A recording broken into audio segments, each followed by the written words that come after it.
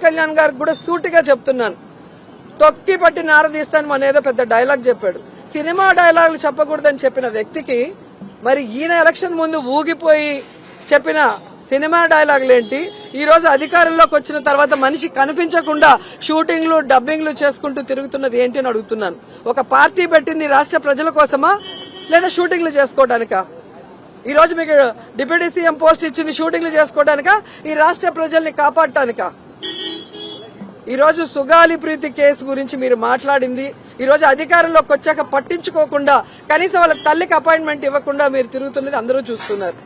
అలాగే ఈ రాష్ట్రంలో ఏ ఆడపిల్లకి అన్యాయం జరిగినా నేను తాట తీస్తా అన్నావు, కానీ ఇంతమంది రేపై చనిపోతున్నా ఒక్క రోజు నోరు తెరిచి మాట్లాడలేదు. కానీ జగన్ గారిని తిట్టడానికి మాత్రం మొదట వస్తావు.